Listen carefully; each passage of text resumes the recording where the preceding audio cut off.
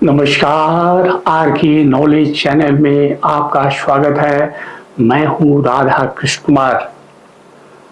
आज मैं आपसे राजधानी दिल्ली के इतिहास के विषय में बात करूंगा।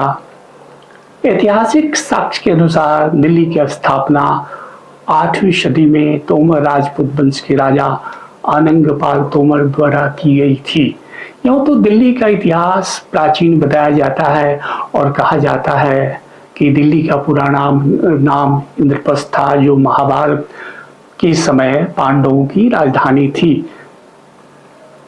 हालांकि इंद्रप्रस्थ की चर्चा महाभारत ग्रंथ में है, लेकिन इसका कोई ऐतिहासिक साक्ष्य उपलब्ध नहीं है।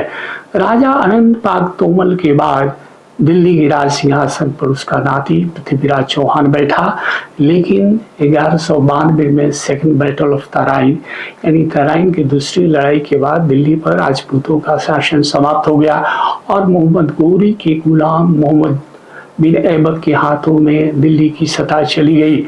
फिर दिल्ली पर ममलूक वंश यानी गुलाम वंश, खिजली वंश, तुगलक वंश, सैयद वंश और लोदी वंश का शासन रहा। दिल्ली पर मुगल, शेरशाह सूरी और कुछ समय तक मराठों का भी शासन रहा और अंततः दिल्ली अंग्रेजों के हाथ में चला गया।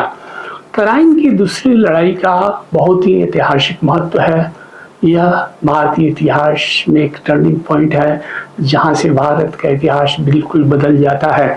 तराइन हरियाणा के करनाल जिले में स्थित है। दिल्ली 8वीं सदी से लेकर वर्तमान समय में भारत की राजधानी है। केवल मुगल काल में सम्राट अकबर तथा जहांगीर के समय में देश की राजधानी आगरा चली गई थी। पुनः शाहजहां ने आगरा से दिल्ली राजधानी लाया और लाल किला तथा जामा मस्जिद बनवाया। हालांकि आगरा शहर का निर्माण 1506 में सिकंदर लोदी ने करवाया था और वह दिल्ली के साथ ही आगरा को भी अपनी उप राजधानी बनाया था। लेकिन 1526 में पानीपत की पहली लड़ाई में सिकंदर लोदी की बेटी सुल्तान इब्राहिम लोदी के परास्त होने के बाद बाबर ने मुगल शासन की नींव रखी और दिल्ली और आगरा राजधानी बनी रही। लेकिन सम्राट अकबर और जहांगीर के समय आगरा पूर्ण रूप से राजधानी बन गई थी और उस समय दिल्ली की महत्ता कम हो गई थी। हालांकि शेरशाह सूरी ने भी हुमायूं को कनौज की लड़ाई में हराकर दिल्ली पर 5 वर्षों तक शासन किया था।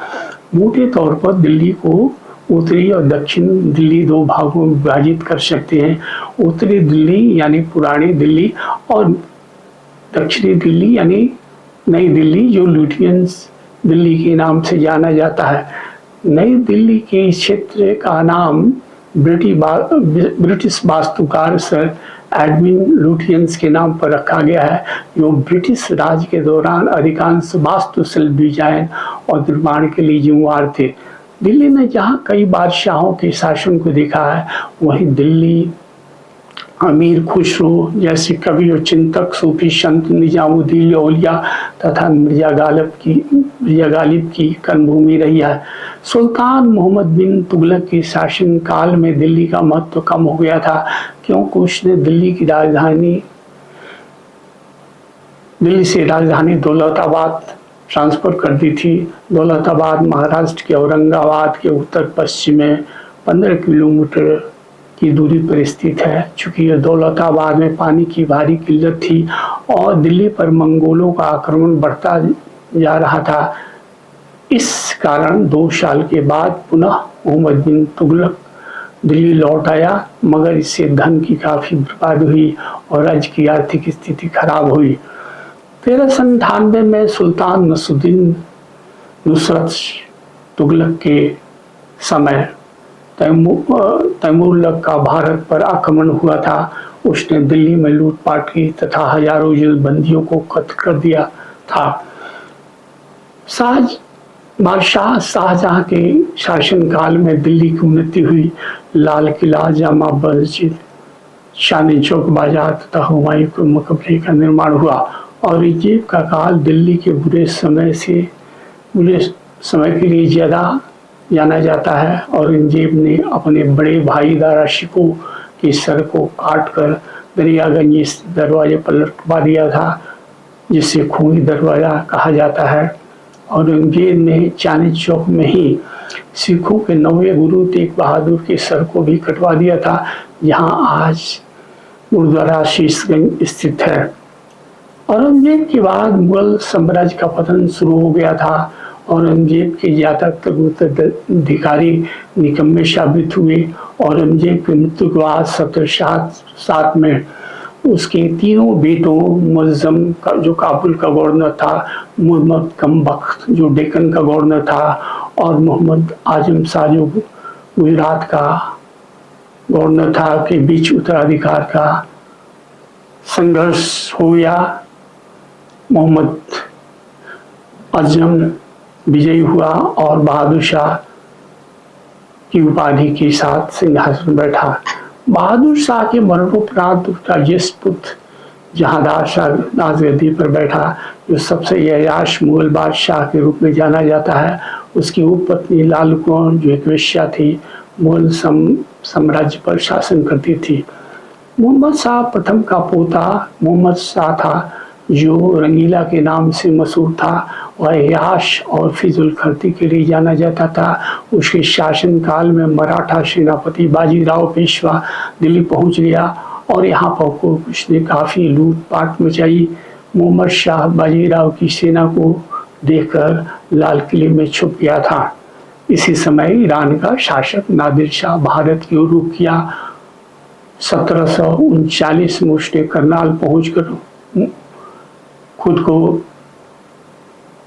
सम्राट घोषित कर दिया तथा मोहम्मद शाह की करीब सेना को, जो करीब 1 लाख से भी अधिक थी, को पराजित किया और मुगल सम्राट को कैद किया। दिल्ली आते समय किसी ने उसके सीने पर गोली चलाई थी। नादिर शाह इस बात से नाखुश हो गया और उसने सभी सैनिकों को दिल्ली में लूटपाट मचाने का आदेश दिया और दिल्ली में भयानक लूटपाट मचाई गई। 3000 से भी ज़्यादा लोगों को कत्ल कर दिया गया। अरबों का खजाना लाल किले से लूट कर ले जाया गया, जिसमें कोहिनूर हिला और तख्ते चाउत भी शामिल था। वैसे तो नादिर शाह अपने देश में वापस लौट गया, मगर इसके बाद मुगल सम्राट की ताकत बिल्कुल शक्तिहीन हो गई और भारत में विदेशी शक्तियों का बोलबाला बढ़ गया। यह मोहम्मद शाह के कम नेतृत्व क्षमता और अदृश्यता को दर्शाता। उसका मन नाच गाने और शायरी में ज़्यादा लगता था। इसके कारण ही मुगल साम्राज्य का पतन होना शुरू हो गया। 1752 में एक संधि के तहत मराठों को दिल्ली में मुगल सिंहासन का रक्षक बना दिया गया था। 1761 में अहमद शाह अब्दाली ने पानीपत की तीसरी लड़ाई में मुगल बादशाह शाह आलम द्वितीय को पराजित कर दिल्ली पर कब्जा कर लिया, जिसमें मराठों की निर्णायक हार हुई थी। 1857 1857 में, जिसे प्रथम भारतीय स्वतंत्रता संग्राम के रूप में जाना जाता है, भारत के इतिहास में एक महत्वपूर्ण घटना थी। यह ब्रिटिश ईस्ट इंडिया कंपनी के खिलाफ भारतीय सिपाहियों और अन्य लोगों का एक विद्रोह था। 11 मई को विद्रोही सिपाहियों ने दिल्ली पर कब्जा कर लिया और बहादुर शाह जफर द्वितीय को भारत का सम्राट घोषित कर दिया। सम्राट ने कई वर्षों में अपना पहला दरबार आयोजित किया था। हालांकि अंग्रेज वापस लौट आए और 8 जून 1857 को दिल्ली की घेराबंदी कर दी। 21 सितंबर को दिल्ली अंततः ब्रिटिश सैनिकों के हाथ में आ गई। युद्ध के दौरान शहर को काफ़ी क्षति पहुंची। बाद में अंतिम नामधारी मुगल सम्राट बहादुर शाह जफर द्वितीय को पकड़ लिया गया और उसे रंगून निर्वासित कर दिया गया। 1857 के सिपाही विद्रोह के बाद भारत की हुकूमत ईस्ट इंडिया कंपनी के हाथों से सीधे क्राउन यानी ब्रिटिश सरकार के हाथों में चली गई और British secretary for the state of India का द्वारा शासन चलाया जाता रहा जब तक कि भारत आजाद नहीं हुआ। 1911 तक कलकत्ता ब्रिटिश भारत की राजधानी थी, लेकिन जॉर्ज फिफ्थ की कोरोनेशन के समय 1911 में किंग जॉर्ज पंचम ने राजधानी को कलकत्ता से दिल्ली ट्रांसफर करने की घोषणा की। ब्रिटिश वास्तुकार एडविन लुटियंस द्वारा डिजाइन की गई नई दिल्ली का उद्घाटन 1931 में किया गया था, क्योंकि प्रथम विश्व युद्ध के कारण इसके निर्माण में देरी हो गई थी। 1947 में स्वतंत्रता के बाद नई दिल्ली को आधिकारिक तौर पर भारत की आधिकारिक राजधानी घोषित किया गया। यदि आपको यह वीडियो अच्छा लगा हो तो कृपया इसे लाइक करें, और आगे इस प्रकार की वीडियो देखना चाहते हैं तो इस चैनल को सब्सक्राइब करें।